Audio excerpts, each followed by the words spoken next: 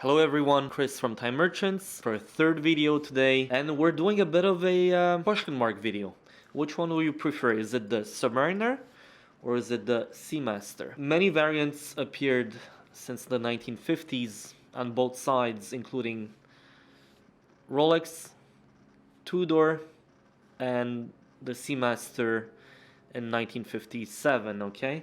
So Rolex started in 1954 with their smaller subs being certified for 100 meters, then 200, and later on in the 80s for 300 meters.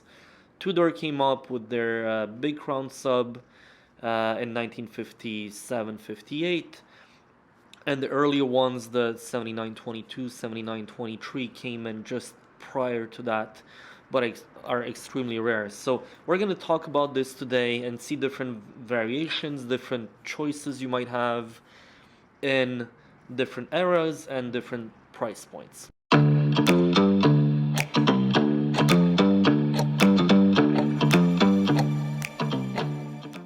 Okay, so today we're going to talk about 7 different watches. One of them is the Tudor Submariner 200 meters reference 7016. So this is the 5th iteration of the Submariner from the time. So you had the 7922 again, 7923, the 24, 28, and then the 7016, which is this one. It doesn't have a date, so it's a very classic two-liner, very clean dial, very nice case. So everything about it just screams Rolex. Okay, then we're gonna have on the Rolex side, we're gonna start with a 5512. It's called a pointed crown guard. So this is gonna be a 1962 with a very early tritium dial, and that dial is a Swiss only. Not only is it Swiss only, but it's in white, denoting the fact that it's tritium. So there's no danger on the watch about wearing it or anything nuclear about it. Third one is gonna be a 14060, no date as well. Today we're gonna go about the no date Submariners. That's what we have at the moment in store. This one is dating from the 90s. I don't know exactly the year, but it's been on for about 20 years, this reference. So anywhere from 1989, 1990 up to 2009, 2010. And then we're gonna lastly, it's gonna be the Maxi case, the 114060. All of them have their very desirable features and for a different type of buyer, but they're all very good. It's all gonna depend on you on what you're looking for. In the Seamasters, we're gonna start with the 1993 version of, or the first iteration of the modern Seamaster. So it's gonna be the blue James Bond, that everyone calls it this way. Then we're gonna go ahead with a 2006 model, which is gonna be an electric blue with the metal bezel. And then last but not least is gonna be the Seamaster 300 ceramic bezel, and that one is gonna be anywhere from 2012 up to 2020 around. So they stopped making them in 2018, but they were still available in stores for not a couple of years, more or less. So we're gonna compare what is on the table and we're gonna go from there. So back in the 1950s, there was a very big demand for sports watches and specifically tool watches that were meant for diving. A lot of companies came with their own iteration or their own version of that, including Tournai Grayville, including time you had obviously Rolex, Omega, Tudor that came with those, and everyone had the same type of design in terms of looks and aspects, where you had big lume plots, turning bezel, counting for the first 10 minutes and then up to 60 minutes for diving. So those are the features of most, if not all, of diving watches. In particular, anything that has to do with, let's say, regular diving. Okay, so that's what everyone is gonna see. There are some more particular watches, but we're not gonna go there for today. It's gonna be something more simple, more classic. So starting with the Rolex from the 1960s. Okay, so this 1962 watch has the particularity of having pointed crown guards. This feature protected the crown from being damaged in a diving session. It's very important for the crown to be sealing the watch from water, obviously for diving and security reasons. Those watches are obviously quite rare. We don't see them every day. And this one has, as I said previously, it has the white Swiss at the bottom. You can find it on the website and you'll have a bit more details there. So this is one of the early iterations of the diving watch. Then we can move ahead. We're moving ahead with the 14060. So this is the 1990s. You can see there's on the sides you have lug holes. So this watch is a very great classic. We call those neo vintage watches for the reason that they're in between, let's say, about 15 years and roughly 30 years at the moment in terms of age. And those watches are perfect for every day. They're a bit slimmer if we're looking at them, and if we're comparing with something a bit newer, which is a bit thicker, wider, and this has always been the choice for most as an everyday watch. So this is extremely recognizable. Right now it's becoming more and more rare to find something in good condition from this era. This is a good example that has been slightly polished in the past, but it's still a very good example. So those are also something to go for if you're looking for a watch. Last but not least, the 114060 Maxi case. Those were made roughly between 2009 and 2019, 2020. Those watches are also quite desirable for people that want to have a daily watch and they don't care about having anything else, or simply using it as an everyday watch, even on vacation, even let's say doing any kind of sports. They're really sturdy. The Maxi case makes it have a lot of presence, so if you're a bit taller, you have a bigger wrist, something like this will suit you very well. And this one still has the same movement as the previous. So the first movement was the 3000 back in the early 90s up to the mid 90s. Then they developed the 3030 movement, and then you had these ones that were using basically the same movement. If we go with a Tudor,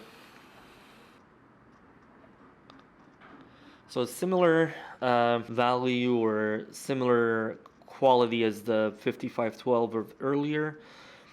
The 7016 is for most a must-have if you're a Tudor collector and you have multiple Tudor subs. It's one of the very early ones, and these watches featured, everyone knows about it, including this one. They featured a dial that had a lot of problems with the paint. So overall, each one aged differently, and each one is going to be unique. This one has also bubbled over time. It's not as popcorn as we call as most of them, but we still can loop it and see that there's some pretty big valleys on the whole dial. Every single one has this.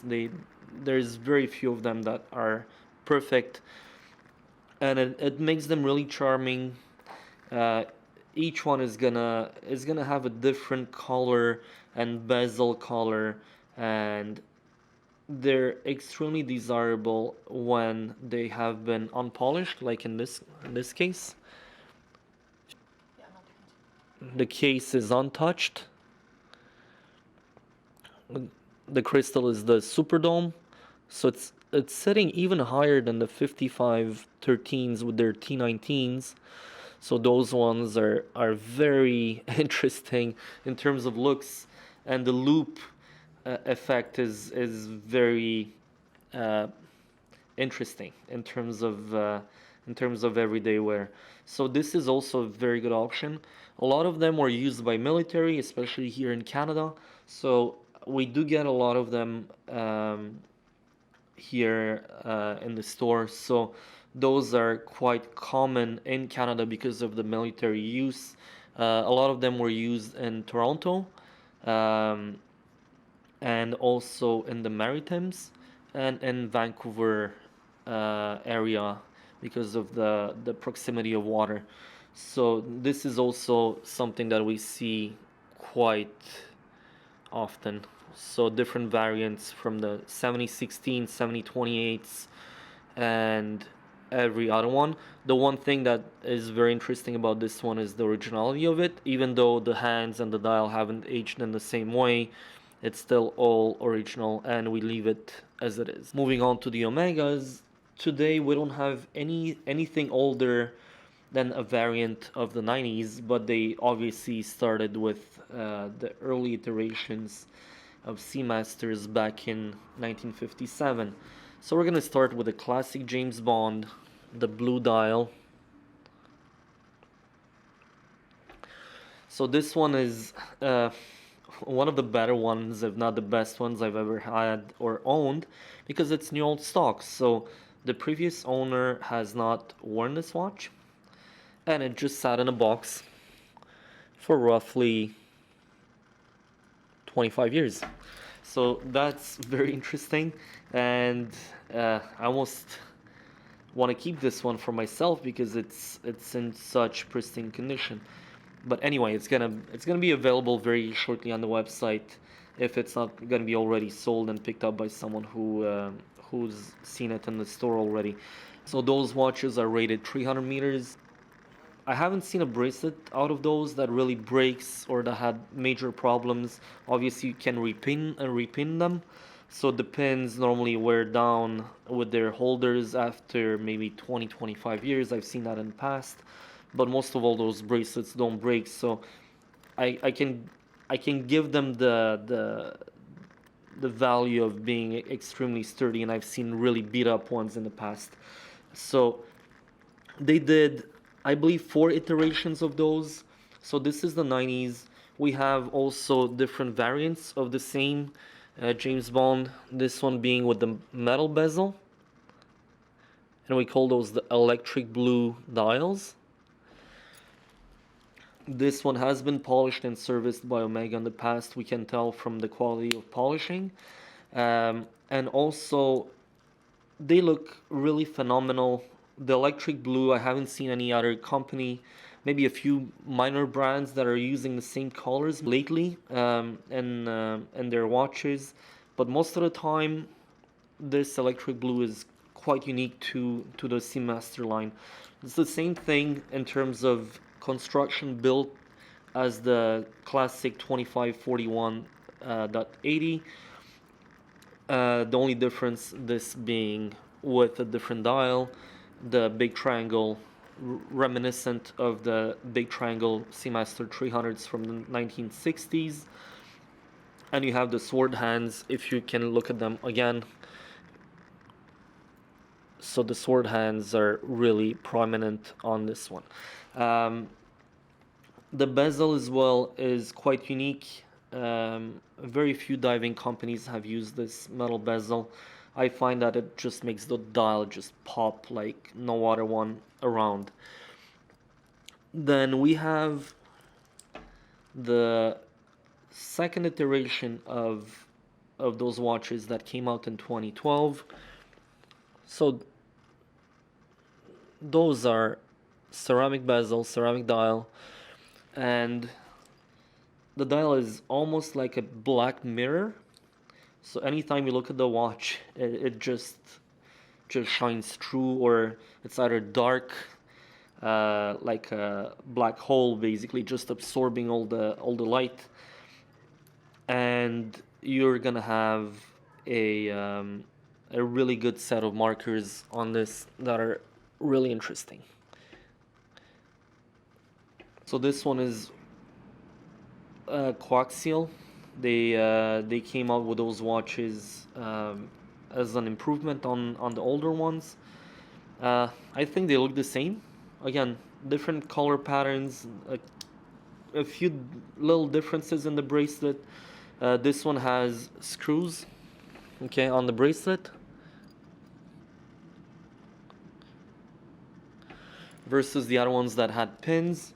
It's a very similar kind of build. I just find that those are maybe a bit better over time, so you're gonna be able to replace those pins very fast instead of fighting with a hammer to remove the pins on the older ones. Overall, really good watches as well.